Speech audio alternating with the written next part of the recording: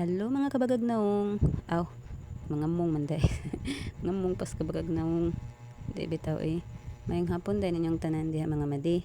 Bitaw hapon na sad, meaning ting panihapon na sad. So alas 4:30 na, so nagtakang na pud tawag pang kuan, nagtakang tagkanon pang panihapon.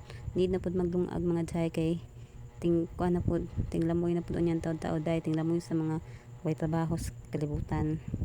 Bitaw pareha ako ba, way trabaho, way gamas kinabuhi.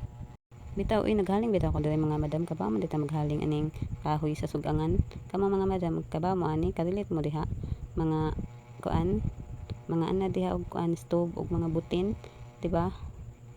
Wala ba ni mauso sa syudad ning kuano kanang haling-haling og kahoy tak ang kamit kahoy. Ang uso ba ron mga butin sa syudad, di pa among isabaw po diri sa kuan o sa linungag kay kuan sa ito gani tubig sa puso, natural nga natural gikan sa kinilaw mang bahin sa yuta.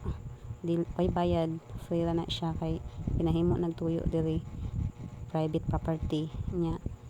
Nagkilis na ta sa bugas niya atong gi sabawan sa puso. Bitaw wala bitay uso ang kuan ron nga madi, ang kahoy sa probinsya lang na siya uso kay nihit og budget diring dapita.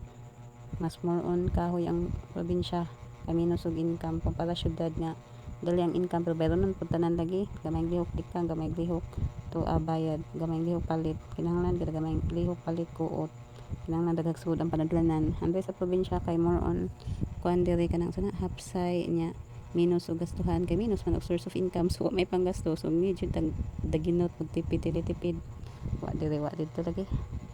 Gay na hini lagi tag voice out diri sa atong tingog kay nangatog na ang mga tagbalay pati nang mingawa ako na lang usa gamata kay nag voice over pa ko ni akong video para post kay para dili ta ma-absent na ni Meta kani laging nagpa digital creator ta, content creator para makasapi sa Facebook.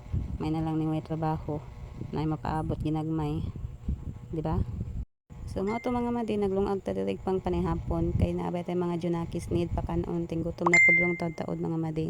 Nya gamit ta trig kahoy kay pobre man lagi ta mga madi. So mga to, goodbye. Kay mamasol pa ko panud-an mga madi.